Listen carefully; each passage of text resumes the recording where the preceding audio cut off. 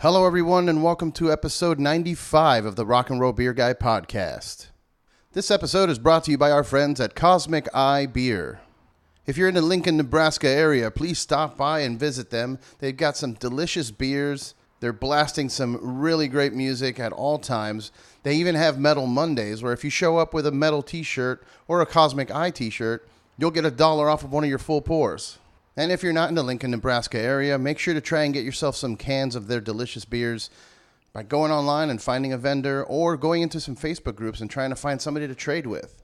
Make sure to give them a follow at cosmiceye.beer on Instagram, Facebook, and make sure to support independent brewing. In this episode, I talked to the legendary Garrett Oliver. He is the brewmaster of Brooklyn Brewing. He's written several books on the subject of beer, a true rock star in the beer community. We talk about some of the new secret projects he's working on out in Brooklyn. We talk a little bit about the beer scene in general and how the industry has changed over the last few years. I get his thoughts on some of the fashionable beers like hazy or glitter beers. And we talk a little bit about music. It was a real honor talking to him, and I hope you guys enjoy it. Don't forget to follow him on social media. And don't forget to like, share, and subscribe. Cheers.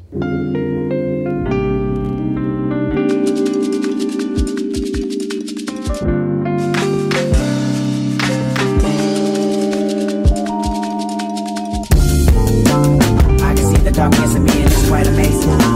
Life and death is no mystery and I want to taste it. Step aside of my mind and you'll find curiosity, animosity, high philosophy. I can prophesize meditation. Reminisce on my wonder years and I wonder sentiments of my words ain't been so. Welcome everyone to the Rock and Roll Beer Guy podcast. I'm here with the legendary brewmaster of Brooklyn Brewing, Garrett Oliver. How you doing today? I'm doing well. A little chilly here in New York today, but we'll get over it. Chilly still, huh? In April. That's interesting. Well, it's supposed to be 65 tomorrow. You never know this time of year. For sure. I wanted to ask you, I know you're a busy man, but what's a day looking like for you these days? I know you're probably not grinding out recipes like you used to at Brooklyn, so... Actually, I'm grinding out a lot more recipes than I ever have before. Really? Wow, okay. Yeah, exactly the opposite. What I'm not doing anymore is dragging hoses around and stuff like that. So there are other people doing that so that I can concentrate more on, specifically, production of new recipes, concepts. One thing that we're working on right now that we're going to brew next week, pretty excited about, is a beer brewed from Funday, which is a type of millet, kind of an African super grain. Okay. The chef Pierre Thiem has put out a TED Talk, I don't know, about a year ago, which has millions of views about Funday, this sub-Saharan African traditional grain, and how it was being underused because in these countries, Westerners were trying to supplant it with Western grains on behalf of, Western interests, when there is this wonderful stuff that grows down there. So we actually made a pilot batch out of it, and I've never tasted anything like it. So this coming week, we're brewing 50 barrels of it. So that's the very, very latest thing up. But there's always stuff in constant production. So if you come to Brooklyn Brewery, you'll find 5 or 6 sours on. We've got barrel wines. I've got a stout at 2.2%, which is actually really delicious. 2.2, wow. 2.2%. You can literally drink, you can drink it till the cows come home and you won't feel a thing. Wow. But it tastes great. And this grain you're mentioning, you said you never tasted anything like it, but could you describe more or less what it's similar to? Is it more earthy? Is it bitter or sweet?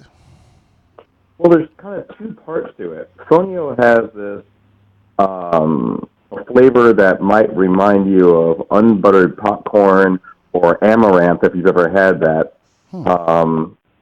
This sort of it's a seed that's widely used in Mexican cooking. It's a very nutty kind of character that underlies it. But when it ferments, at least in the pilot batch, we ended up with something that smelled entirely like a wine. It smelled like Gewürztraminer. lychee fruit, just a super fruity, perfumey. You literally thought you were about to drink a glass of wine.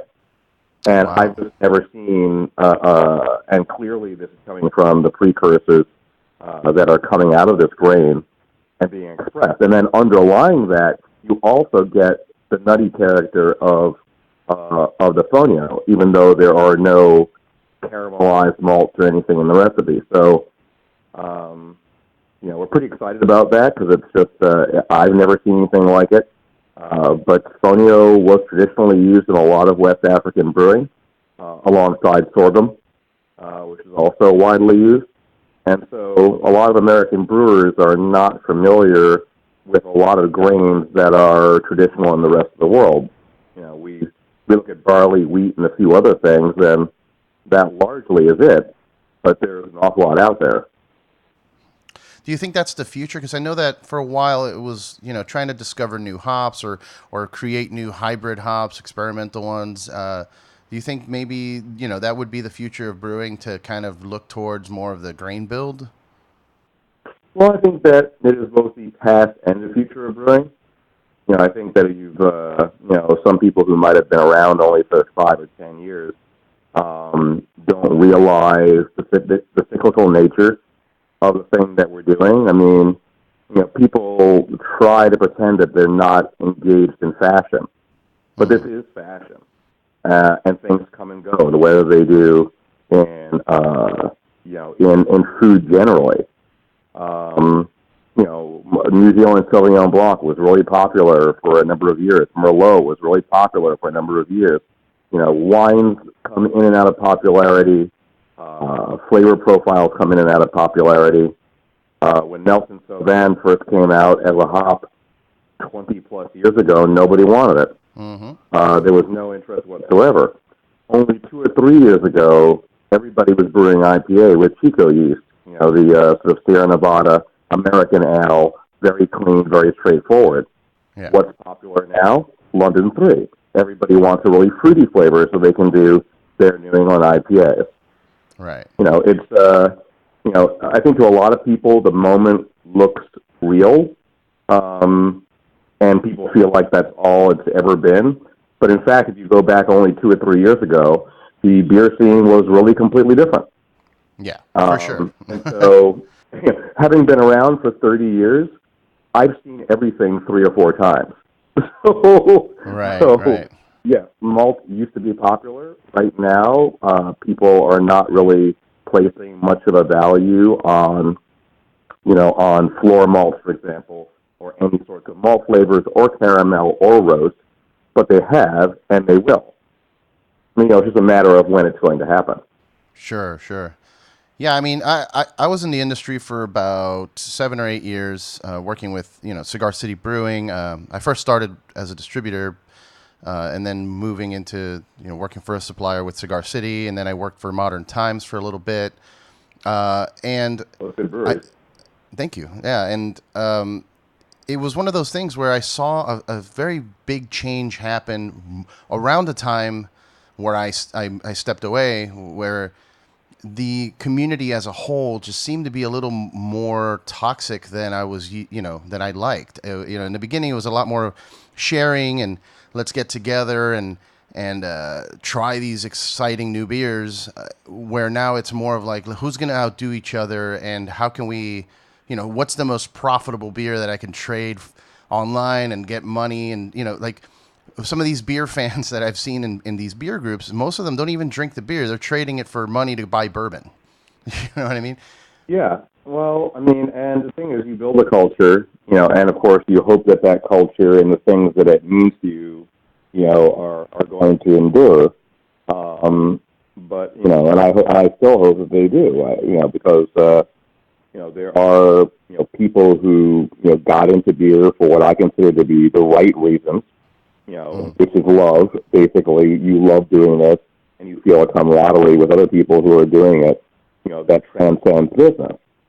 But then eventually, when something becomes cool, and people want to be seen doing it in a performative fashion, and they want to be seen doing it on Instagram, they want to be seen doing it on Facebook, rather than to actually do the work put the time in, and become great at something, you're going to end up with a lot of people who are not doing good work and who are uninterested in the idea of community. And that, to me, is very sad because people like that, and they're still very much in the minority, but people who are like that will have missed the entire point of craft beer. Mm-hmm. And, I will give myself the right and the ability, to say what the entire point of craft beer is and has been, because, frankly, I've been there doing it since the 80s. So, I'll take on that standing.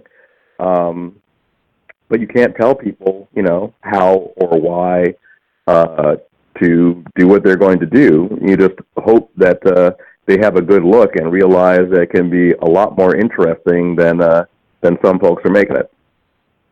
Certainly Modern Times and Cigar City are among the brewers who, have understood the ethos and have done brand new things with it. I mean, I've been making saisons since the 90s, but mm-hmm. I don't think I saw anybody put a saison in a can, until, until I was like, wow, I just never even thought of that. So, things move.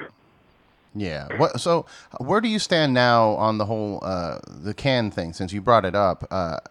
I know the cans are better for the beer in terms of preserving it for the shelf and everything, making it, less exposed to light and all of that. But I know that the first image I have in my head when I think of Brooklyn is Black Ops or like a local 1 or 2 in these big, glass bottles like Belgian style.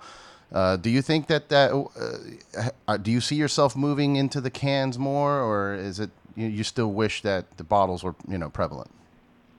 Well, I mean, first of all, we were one of the first breweries in the United States, craft breweries, to put beer in cans. Long before there was a Dale or anything like that, Brooklyn beer was available in cans. I'm talking about 99 to 2000. Wow, okay. So 19 years ago, we were putting beer in cans. The difference, however, is that back then, we pretty much hid the cans.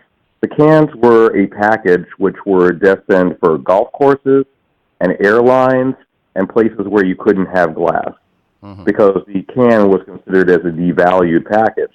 Sure. And what this all really comes down to is, and a lot of people don't realize this, cans are here now as a thing because the rise of craft beer caused the manufacturers of canning equipment to make small equipment that small brewers could afford. So, we a lot of us don't really understand what is actually going on behind the scenes. Mm-hmm. We first started off, everybody was all draft.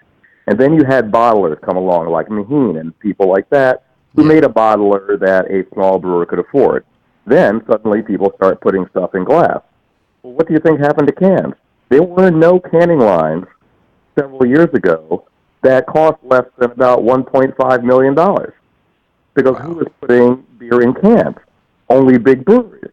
So why would anybody build this little canning line? Now, the people who are making the equipment see that there is no growth in the big brewer side, but there is growth on the other side, and they start to produce small canners with the same level of technology that you might get for $50,000 or $60,000. And now, suddenly, with people like Wild Goose or whoever else, you have the canning technology available. So what happens is actually the reverse of what it looks like to the public. People are not putting beer in cans because the can is a better package. People are putting beer in cans because the can is now available, where it wasn't before. And also, the can is a better vessel for modern media, particularly Instagram. Yeah. Where you have the can makes an undeniably cooler, better graphic package with a wraparound or a shrink label. You can do so much more with it than you can with a bottle.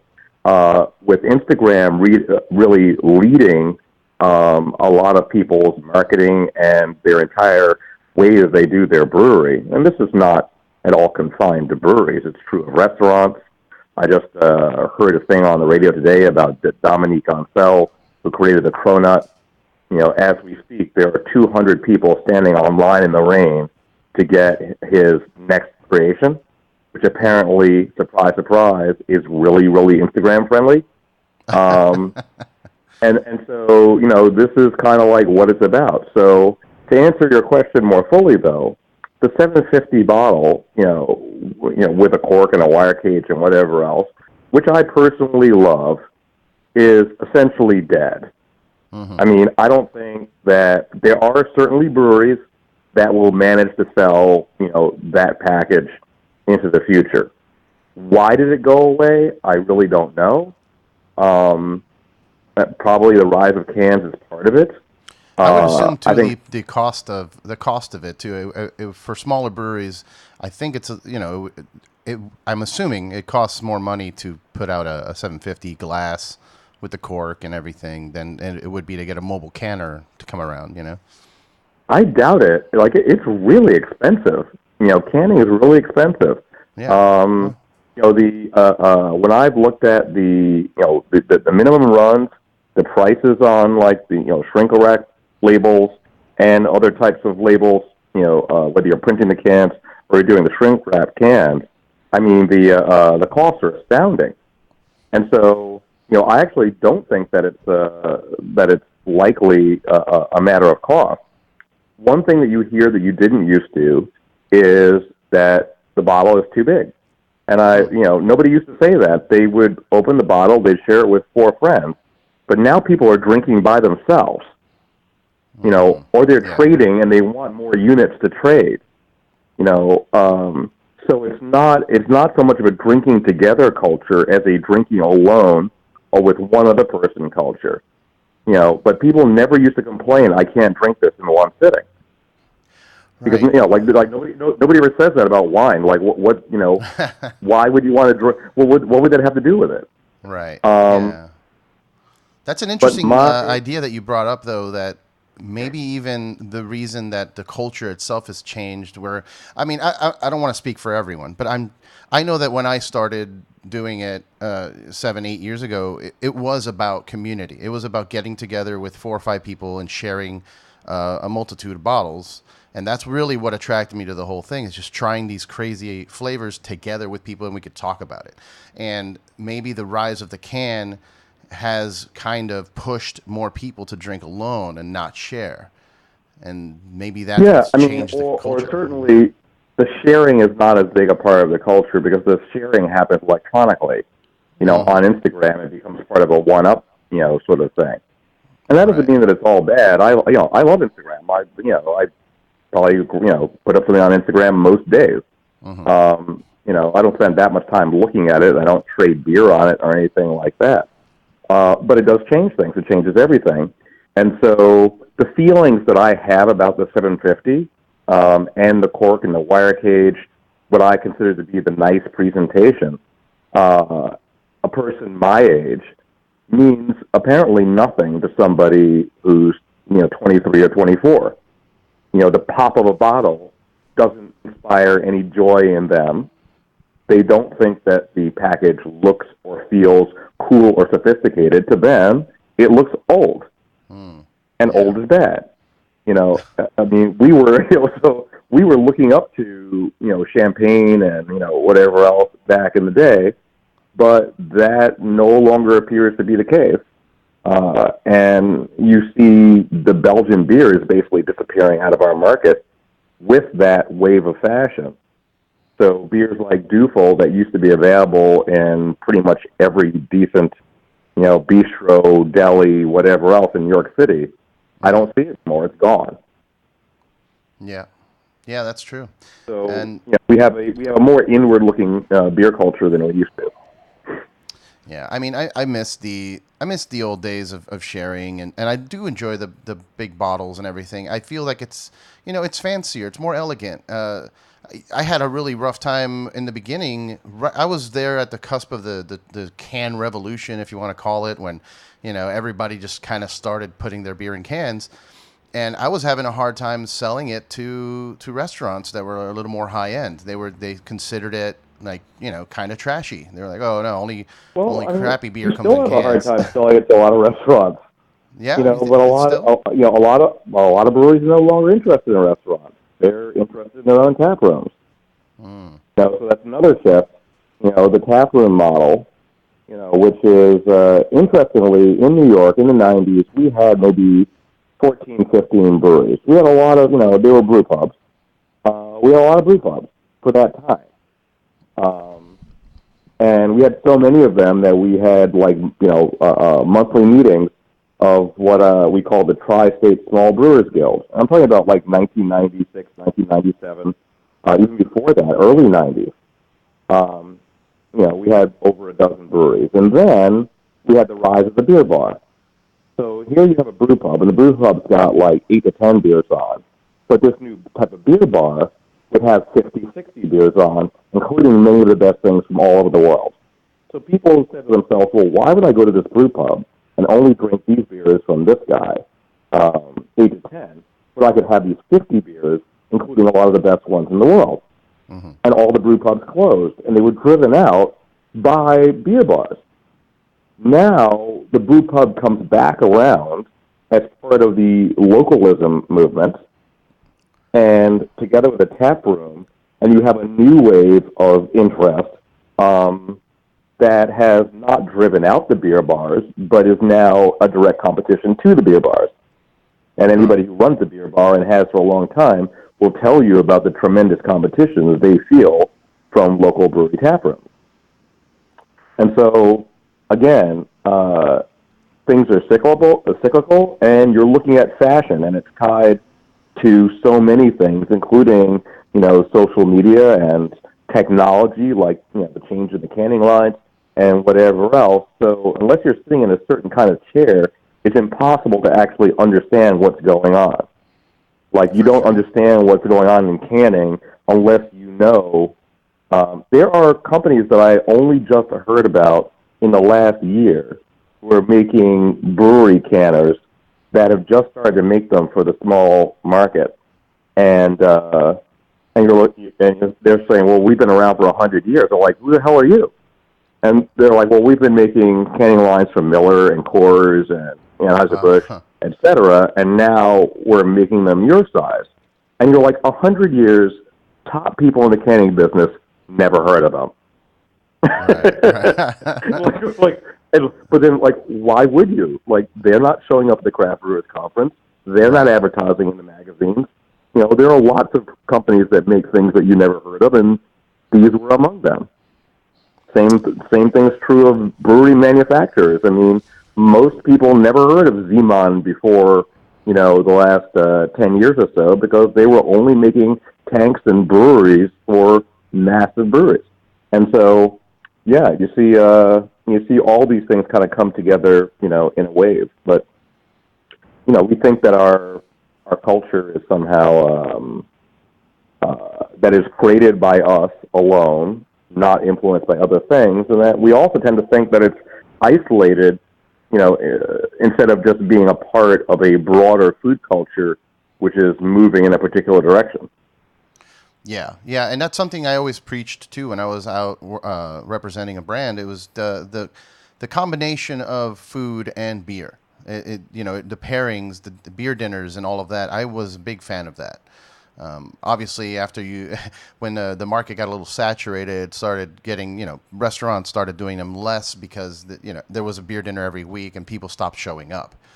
So, but it does definitely have a connection there. But just to kind of move away from the canning discussion, just to clarify, so you don't think the cans are better for the beer in general, as a to main? Because I was told by multiple brewers and everything that it is better for the beer itself, but do you think opposite?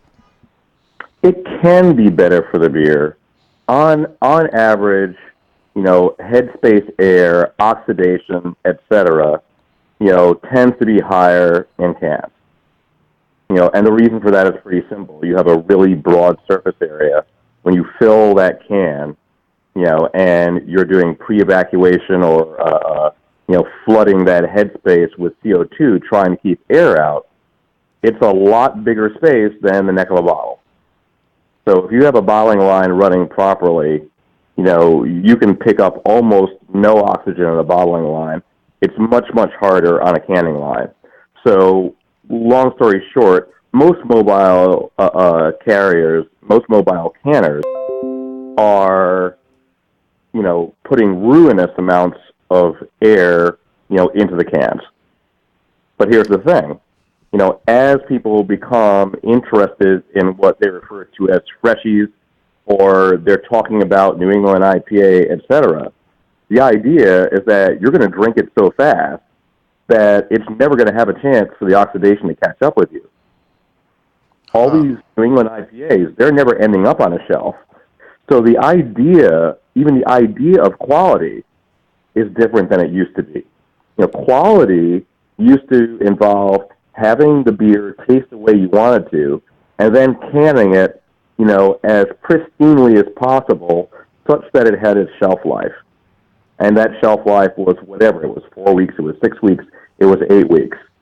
Now, for many of the cans, the shelf life is like 1 week or 2 weeks. But the consumer is much less worried about that because they bought it at the brewery and they drank it that same weekend. Right. So then you have to think as a brewer about what do your quality standards mean when the market changes in that way? How many New England juicy IPAs do you really see on a supermarket shelf, which is where 85% of American beer is sold? Right. I am seeing more of it. I am seeing, I guess it's just due to the oversaturation, but I am, a thing that used to be like just go line up at the brewery and pick it up is now I'm starting to see it at some of the stores out here in LA. Like some of the, there's a brewery out here that does really, really well with their juicy IPAs called Brewery West. And it used to be a little bit more exclusive, but now you can kind of see them at some of the, C shops and stuff like that. And hopefully they do well with it. But, there's a conundrum, in the whole thing. When you sell on scarcity marketing, it doesn't matter what it is. It could be a handbag, it could be perfume, whatever it is. When you sell on scarcity, when you start to grow, people become resentful. Yeah. They think that they like you, but they're actually, when people come to you and say, well, I'm not as interested in that anymore because I see it everywhere. Mm-hmm. That is the conundrum for the brewer, for the musician. It doesn't matter what you're doing. When you're somebody's little secret and you were tiny and, your thing was unavailable, people enjoy that. And then you end up in a situation where you need to grow your brewery. You see this demand, and you want to keep going. And so the beer does become more available, and as soon as it's more available, people are like, oh well, I don't want it anymore. Yeah, yeah. That's how it is. That is definitely how it is. And people who saw your band when there were only 50 people in the audience, maybe they'll still come when there are 200 people in the audience, and then 2 years later when there are 2,000 or 5,000 people in the audience, they're like, oh, well, they were better before. They sold out. They become big whatever. And so I was talking to Matthew Curtis the other day, on Twitter about this, the difficulty of the idea of localism and people wanting you to stay small. But for most businesses, whether they're breweries or whatever else, saying you should stay small is like saying to a 12-year-old that you hope that they never grow up, that they never, you should never, it's like, well, you're 12 now, and I think you're great, but, once you turn 16, 17, I'm going to kind of hate you. You're like, wow. That's really terrible. Yeah, and it gives people a sense of... People will do that to you. Uh-huh. People will do that to you. They'll do that to you as an artist. They'll do it to you as a brewer, as a chef. And they don't really realize that they're casting a curse. Yeah, and it gives them a sense of like a weird sense of entitlement sometimes. Like I've heard people say that, like, "Oh, well, I was there when they were playing in front of 10 people," or "I was there when they only had this beer and they would only release 100 cases." Like that doesn't mean anything. Like why do people get this sense of entitlement? They wanted to play in front of 10 people. Like was that one of the better nights of their lives or one of the worst? Yeah, it's a very, like you said, it's a weird conundrum that I don't even know how to address, really, for bands and for businesses, because, you do have to grow your business, because otherwise there's that other side of the spectrum, too, where if you're too small of a brewery and your beers are too hard to get, people just give up on you, too. Like, that happened to me with Bottle Logic out here in Anaheim, where, trying to get one of their beers was a nightmare. I couldn't even... you have to sign on and have 4 computers open and hit F5 a million times just to get a bottle of beer. It's way too much work. There's so many breweries out here that I just didn't care. And then they expanded their production to where like their biggest hit, Fundamental Observation, is now more widely available, where I've seen it on shelves and now people don't care. Now it's like, oh, whatever, that beer sucks now. Well, I know some people are definitely going to hate on me for saying this, and I know that there is a whole culture where people actually enjoy waiting online. I used to enjoy, when I was a kid, like waiting online for like Star Wars movies or something. It was like part of the culture to wait online. So I understand that. But, I'm the age that I am, and I'm a New Yorker, and I'll tell you right now, I'm not waiting for anything, like ever. No, I just won't. Like, if I walk into a restaurant and they say we have a table in an hour and 20 minutes, I got 10,000 restaurants to eat in, and I am not waiting around an hour and a half to eat your food. I'm not waiting online for your beer. I'm not waiting online for anything ever. That's kind of like the way that I am. So I have seen, however, and this really is a different kind of line, if you like. I was out there not just last year, but also this year, in California, for Funday the Younger. That's not why I was there, but I mean, both times I was visiting with Vinny, and last year in particular, and this was just after the big fires, in the area. I watched him and walked along with him as he worked the line, and I came to realize that Vinny was telling me most of the people who were in line for Funday the Younger were not beer geeks. They were whole families and a lot of people from the area or people who had traveled in many cases, from other countries, etc. And what they wanted was the community of the line, and what they wanted was Vinny and Natalie. And Vinny and Natalie would go out and work the line for hours, talking at length to every single person who was waiting in that line. And sometimes they were waiting for 9 hours, to get in there. But it wasn't really about the beer. It was about the experience, and they made sure that when people got into the restaurant, that it wasn't crowded. They had like half as many people in there as they might normally, and a higher level of service, and they were going to give people this, magnificent experience. And it was actually very touching, because it was the exact opposite of the kind of bro culture that you see surrounding a lot of other lines. Sure. In the beer world. And the line had a different meaning. Yeah. I remember, for me, in Cigar City was that. Before I worked for them, I was a fan, and I would go out there and make the line for Hoonah Poo, just to go to the festival itself. But it was a whole adventure. We would go as a group and bring coolers, and we would drink in the line and share with people, and everybody was just sharing, and it was fun. Like you said, the bro culture has taken over certain breweries and changed that dynamic, and I don't like it myself, but I do appreciate that Vinny and Nelly are doing that. That's awesome. I think that brings it back to that old school feeling that I enjoyed back at Cigar City when they were doing that. Well, you hear about people like literally hiring other people to wait online for them. Oh yeah, homeless people. And to get them their beer so that they can show the beer off later or trade it or whatever. You're like, wow, that's exactly the opposite of what's happening, at Russian River. So, I mean, I think that there's a light side and a dark side to a lot of things.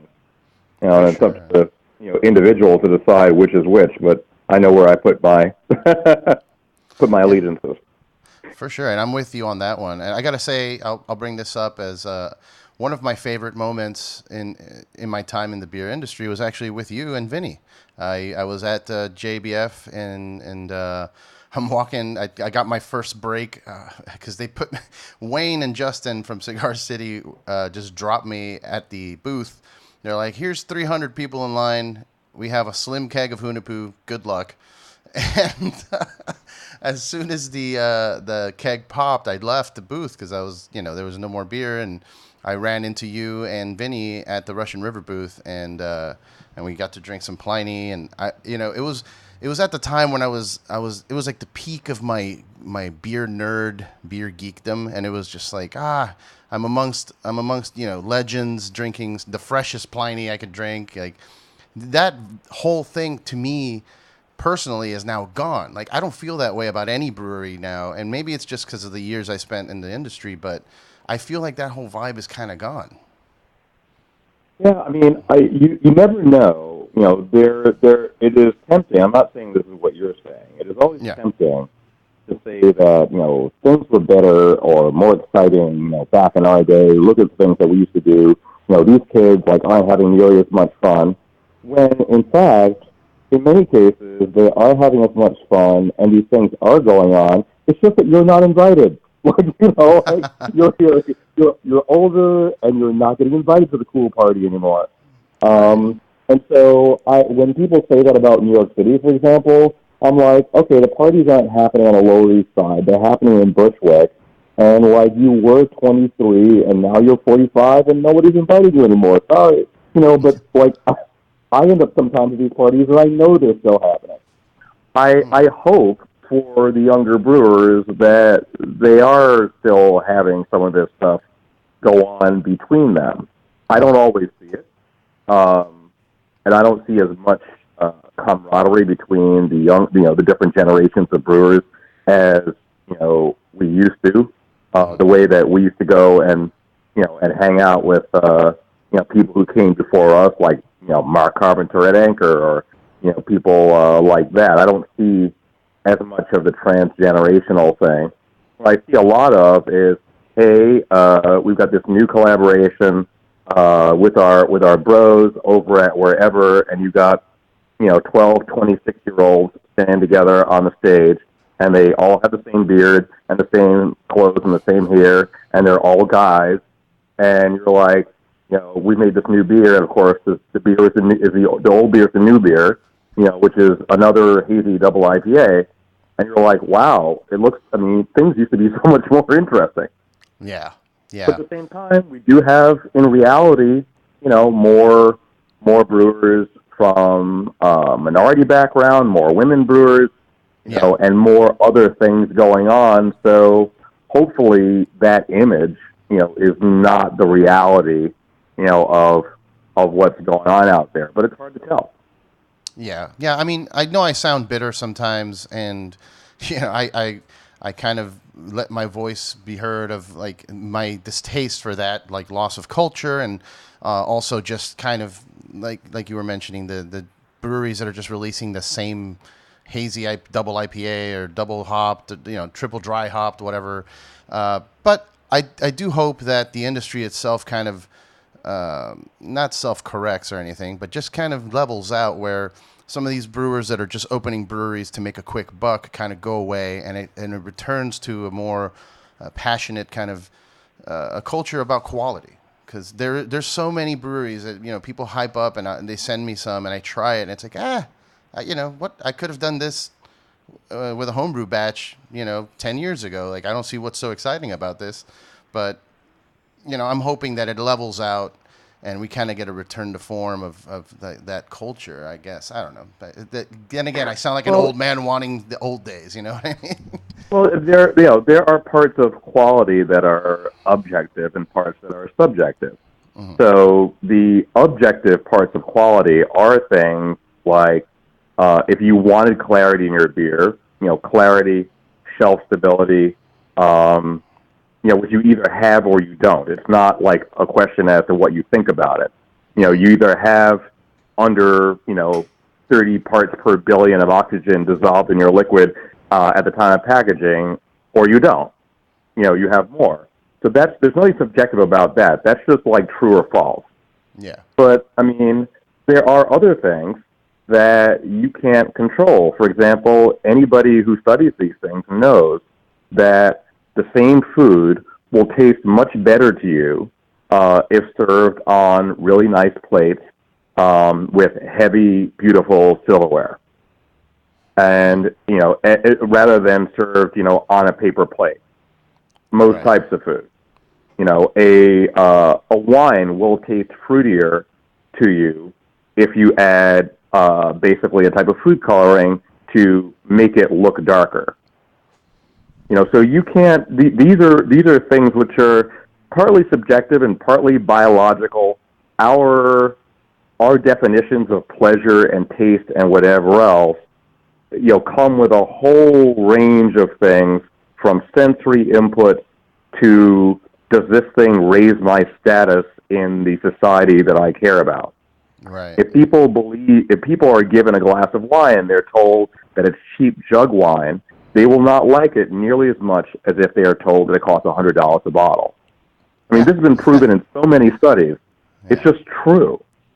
So, you think that you taste, and with your eyes and whatever else, but in fact you use your entire brain. And so you can't tell people where they're going to derive their pleasure. If what they really want out of this beer is not a new flavor, but, something that means that they are a part of a community they want to be a part of, or whatever, then that's going to be the thing that makes them happy. And you can decide to react to it or not react to it, but, you can't act like you're not, in that realm playing that game with everybody else, because you'll find out otherwise the hard way. And, look, we don't make a lot of those beers. We don't follow trends. We don't make juicy IPAs. I'm not saying, we have made them. We probably will make another one, but it's not it's not front of mind for us. You're not churning them out every week with 100 cases. Yeah. No, I'm making the stuff that I'm interested in. I'm making beer from Funday. We just made a barrel-aged beer with a Brett fermentation that we aged for a barrel, for years. It's sour. And it was a straw-colored beer, and I added to it Mega Purple. And I don't know if you are a wine person. If you are, you probably know what Mega Purple is. If you don't, Mega Purple is the dirty little secret of the wine industry. And it is the substance that, which is made entirely from grapes, that winemakers use to change their light red wines to dark red wines so that they'll sell better. Because Americans believe that darker wines are of higher quality and will taste better. Right, yeah. And so 2 gallons of Mega Purple turned 1,500 gallons of this sour beer, barrel-aged beer, from being straw-colored to being, deep, inky purple. Now, does that produce a flavor as well? Since it is coming from grapes, does that change kind of a little bit of the flavor profile? Funny you should ask. It depends. And what it depends upon is whether or not you can see it. If you're in a really dark bar and you can't tell the color of the beer, it might not change very much for you. But if you are in daylight or in a brighter place and you're looking at it, it will taste grapey to you, and you will not be able to turn that off. Even if I told you, I'm standing right there next to you and telling you there are no grapes in this, you will not be able to make the grape flavor go away, because your brain is the thing that makes flavor. The other things are the other things are inputs. Yeah. So that's so wild. I totally get it, and I used to get that from some certain folks when I was at Cigar City. People that obviously it was more people that were not too familiar with the craft beer world, and I would give them a Cigar City beer like maybe something smoky, like a Rausch or maybe a stout, and they're like, "Are there cigars in this?" Yeah. It's like, guys, no, we're not putting cigars in the beer. Just because it's in the name, like, it throws them off, you know.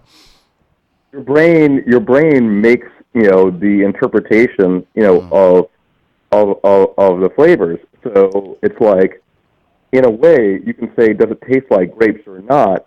It's almost a philosophical or a relevant question. I mean, my favorite example of this sort of thing is cheese. Now, if you take, say, you know, your standard slice of so-called American cheese, the stuff that people melt on hamburgers, comes between two, you know, things of plastic, and you peel the plastic away, and inside, most people don't know, is actually another piece of plastic. That is actually not cheese. It is a plastic, technically speaking. But leave that aside. It's yellow, right? Mm-hmm. So why is it yellow? Well, the reason why it's yellow is because in the old days, people knew that when cheese aged, it started to turn yellow over time. Over months and years, it would turn yellow. It would also develop a deeper flavor, and therefore people knew that yellow cheese had deeper, better flavor. You could charge more for it. Then people said, if yellow cheese is supposedly better, and it tastes better, I can charge more for it, what if I added food coloring? And they started to add annatto coloring, you know, to cheeses. So if you grew up with cheeses like Cracker Barrel or whatever else, all of these are these yellow, you know, cheddar cheeses. Cheddar cheese is not yellow. I mean, not unless it's really old. Right. You know, cheddar cheese is white. Mm-hmm. So, you know, when they used to give you margarine in the old days, margarine used to come with a separate packet of yellow coloring that you would, in your own house, blend into it so that it would look like butter. Wow. You know, margarine is white. Yeah. So what people started to do then is then they said, well, when they made this fake cheese, you know, this plastic cheese, they said, well, you know, people expect good cheese to be yellow. We're going to make it yellow. So now you have a fake of a fake of a fake. Jeez. You know, 3 levels removed from reality, so far removed that you don't even remember the thing that you're faking. You know, the color in Coca-Cola, you know, the brown color is not there to represent a cola nut. It's there to represent a barrel. It's the reason why people add caramel coloring to drinks is to make it look like it was in a barrel, because that was the thing that people valued at the time. So when I look at all of these things, when I look at haze, when I look at the Iron Man pour, or whatever else, these are all fashions, and they are part of a long history of American food fashion, and they come and go. You know, I've been here for 400 years, and I take the long view. Wow. Yeah, well, man, it's so interesting when you bring it up like that, because I hadn't really thought about it, and it makes perfect sense. Like, to me, one of the other best experiences in my brain, to me, some of the best sour beer that I've had was at Casey. But then, you know, I break it down to the whole experience that got me there, the drive through the mountains. And then once you get there, you're in this little, you know, kind of like a farm area in the mountains. And you're just, you know, sipping on this sour beer in the mountains. And I guess it just makes it a whole different experience for you. Like, for me, it was like, oh, my God, this beer is incredible. But maybe it was the fact that we were in this beautiful scenery in this, like, small remote location that, you know, you had to sign up for to even get there, you know? Absolutely. I mean, have you been to Jester King? You know, like, you're out there on, like, a beautiful day, and there's, like, 1,500 people sitting out there drinking expensive, funky, barrel-aged sour beers, and you're like, wow. But, I mean, the beer is really good, don't get me wrong, but it wouldn't be the same if you were sitting in, like, a featureless white room. Right. And that's one reason why, you know, people will often bring home, like, a bottle of rosé from Provence or whatever else, and they're like, oh, you know, it must have been damaged on the flight. You know, it doesn't taste the way that it did, you know, when we were there. It's like, no, it wasn't damaged on the flight.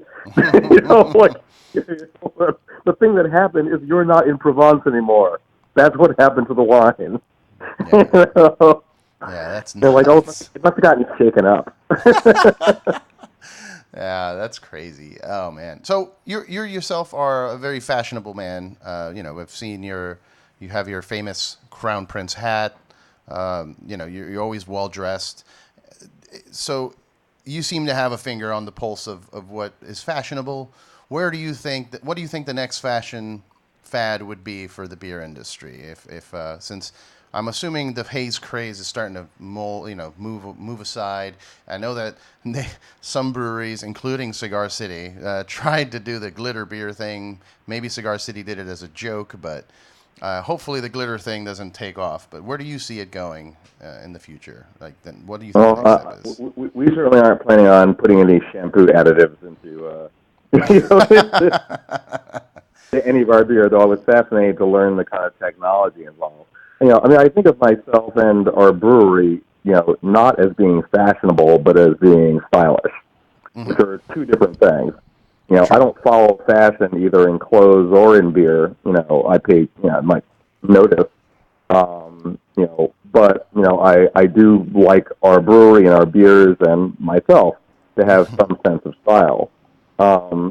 And so, I think that what you see in the food culture overall, and craft beer is really just part of this, is kind of a return to people being interested in reality, in at least, if not sticking local, then knowing their breweries and not having the brewery be, a faithless entity. It's going to be, I think, increasingly important. The same thing is happening in cheese. The same thing is happening in meat. You have the rise of, the idea of a celebrity butcher or a celebrity barista or whatever else. People want to get closer to, where their food came from. Whether it's all about CSAs or it's about, going to the brewery to pick up the beer yourself or watching somebody, fill the crowler. And what people are moving away from is an interest in, industrialism. Mm-hmm. Now, it's for each person to decide which part of that they're most interested in. I've been in places, in Europe where people were like, oh, we don't consider, Sierra Nevada to be, a craft beer. And, I told them, you people are out of your minds. These are people who invented craft beer, and Ken Grossman is smarter than you are, and probably smarter than me, and knows every square inch of his brewery. If that's not craft beer, then what is craft beer? Yeah. Because it's possible to have a brewery that only makes a couple of thousand barrels a year, but sold out on day one. Had their beers designed by, an ad agency, and things like this. There are lots of those. Yeah. You might not know it, you might not see them, but, a lot of these things are designed by people who are not even the ones who are making the beer, and you have a corporation trying to sell you a thing, and they have ad people and whatever else, and they often start really small. Yeah. And they hope that they're going to, they start a brewery, they hope they're going to sell it in 2 or 3 years. So is that craft then, because it's smaller? Yeah, it's such a weird thing. I saw online somebody posted, "Craft beer is dead. Long live local beer." That's the thing now. The whole idea that craft beer is dead is a great triumph of industrial brewers. It was the thing that they sold us. The only thing that matters is the beer. It doesn't matter where it came from or whatever else. And a lot of the beer media took this hook, line, and sinker. And they knew in industrial beer that the main thing they needed to do was to break our nomenclature, break our identity. Once you've broken someone's identity, they have nothing left. You can clean up all the rest. Once they don't know who they are anymore, you can start the invasion. And they did it. They got Beer Advocate and All About Beer magazine and whatever else to declare craft dead. And beer fans went along with this. And now, when it's just about too late, people start to realize, oh, wait a minute. It does matter where the beer comes from, and it does matter who brewed it, and it does matter, who owns it and whether they are decent or, I don't care how big they are. Are they decent actors in the market or are they not? And local is also no guarantor of quality or that you have decent people. Yep. If we had been all about local, back in the day, we wouldn't have any craft beer. We got all of our ideas. Everything that we did was based on European things. And so people will say, oh, well, we don't need that stuff anymore. Like, well, go to Belgium and go to Germany and go to England and spend some good time around and come back and tell me that you know how to do that. Because, because you don't. And, there is still a lot of beautiful things in the world, that are left for most of us to discover, which is great. For sure. Yeah, for me, I come from a time in the craft beer industry where there was that celebrity kind of like rock star brewer thing, but it wasn't a fake thing. It wasn't like, I don't know how to explain it, but it wasn't fake. The rock stars were rock stars because they were killing the game. They were you, for example. You were on my list of rock star brewmasters, and you think of like Sam, you think of Vinny, you think of Patrick over at the brewery. So like just celebrity type, even Joey Redner from Cigar City. Like these are folks that are looked at as celebrities in the beer world, but not because of they're just kind of fashionable, but just because they knew what they were doing. And I like that. I like that there is that in the beer world, Well, I just remember to be grateful every day that anybody cares at all, what it is, that I'm doing. So, if somebody wants me to sign a book, or they want a selfie or whatever else, I'm grateful for each and every one of those, because most people go through the thing that they do every day, and they might work really hard. They provide for their families, and they have a career, and nobody ever says thank you or wants a picture with them or whatever else. So if that is a part of the thing that you're doing, I'm like, well, thank you for that. Well, congratulations to you too, because I was looking up stuff online before our talk, and I saw that in the New York Times putting out an article about what you do on Sundays. Like, I think that's how you've made it. If the New York Times wants to put out an article about what you do on Sunday, you're good to go, man. It's so funny because when the New York Times got in touch with me about that, I literally said to them, I don't know, a New York Times photographer in my house. This sounds really creepy. Yeah. And I thought I wasn't going to do it. And then my friends kind of looked at me and they're like, son, you need to get your head right. like this is a big deal. It means that I'm like, oh, okay. Yeah. And I think it turned out well. And there's one or two cool photos, and like it's all good. But I find it kind of funny. Yeah, no, but But again, I'm grateful that anybody cares. Right? And I did not pretend that I ran 7 miles that day or anything else. I did what I normally do on Sunday, nice. Half of which is cooking and half of which is loafing of some sort. Yeah, it's crazy to see, and like I congratulate you, and not only that, but I thank you for even giving me time to talk, because, like I said, that's a big deal. You've reached a certain level of a certain status in the beer world, and it's nuts to see where you came from too, because you started off, you weren't even in beer, from what I found out. You were working with musicians, you were stage managing, which is something that I did as well. Well, not stage managing, but I was doing stage production for many years before jumping into the beer world, and it's crazy to see that how things can change for someone. Yeah, well, I think of it all as part of the same, headspace. Production is half art and half science, and so is beer when it's done the way I like to do it. And if you don't have the technical part, you can't actually carry out your vision. But if you don't, if you don't actually have a vision at all, then the thing that you produce isn't worth consuming. And so having both of those things together at the same time, is what makes it worthwhile. And I kind of find that making beer uses my mind in the same kind of way that live production or filmmaking did in the past. So it's kind of all part of one thing. Do you still go to concerts and stuff like that, or are you too busy, with your work? No, especially, our very local heroes, LCD Sound System, and some of the other, folks from DFA Records, we'll go see them for sure anytime they're in town, but, plenty of other stuff too. What's some music that's in rotation at your house?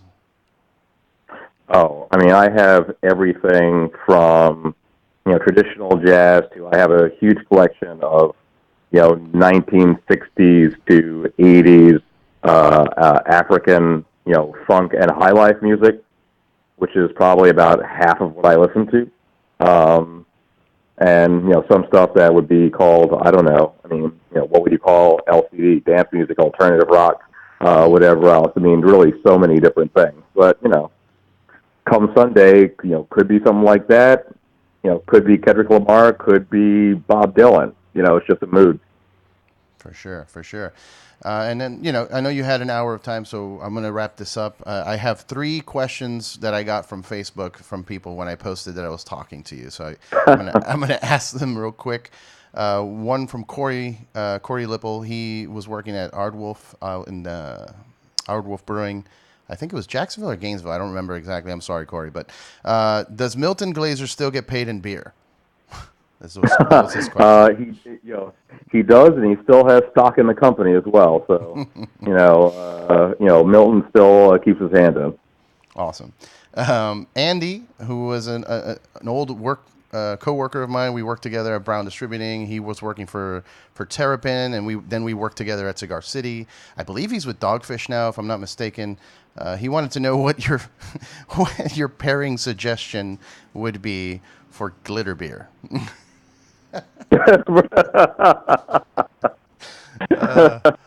Probably a cronut. A cronut, perfect. Okay. Oh man! And then my buddy Diego of Gravity Brewing out in Florida, he wanted to know if you're a Clash guy or a Sex Pistols guy. Oh, if I have to choose, then it's easily the Clash. But right. Sex Pistols didn't actually have that much music. And so it's kind of hard to put those side by side. I enjoyed them both, but if I have to choose, it's got to be the Clash. Awesome. Well, Garrett, thank you so much for your time today. Like I said, it's an honor for me. As I when I got involved in the beer industry, it was a fascination. It became my passion for a long time, and your name is up there on the list of celebrity brewmasters that I've enjoyed spending time with in person. And now, we got to talk for an hour, and it was fantastic. So thank you for calling in. Well, thank you for your interest, and hey to the folks who are listening. Thanks for spending time listening to me rabbit at you for a while here, and drink good beer wherever you find it. You'll find some here, and you'll find some hopefully near your house. Awesome. Well, thanks again. Cheers. All right. Cheers. Have a good one.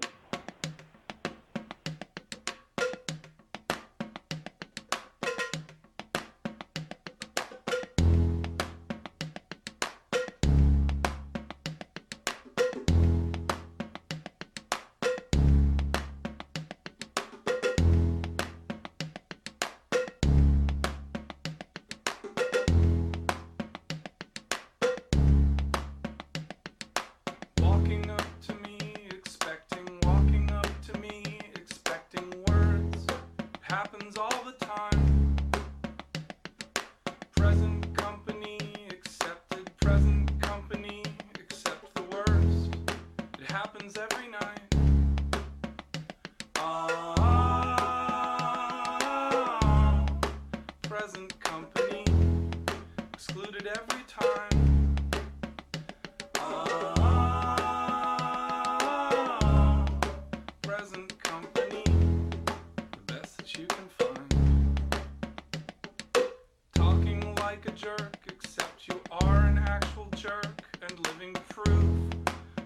Sometimes friends are mean. Present company, expect it. Present company, just laugh it off. It's better than it seems.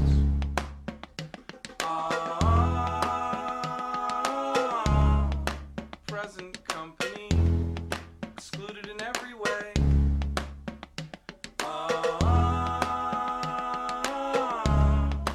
Present company makes me want to stay.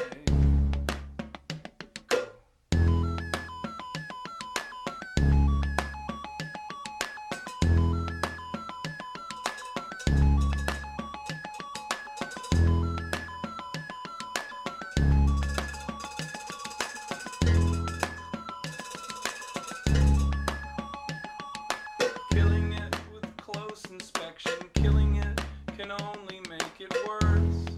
It sort of makes it breed. Present company accepting presently, we all expect the worst. It works just like a need.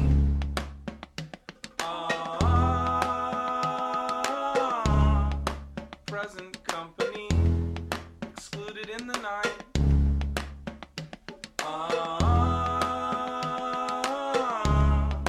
Present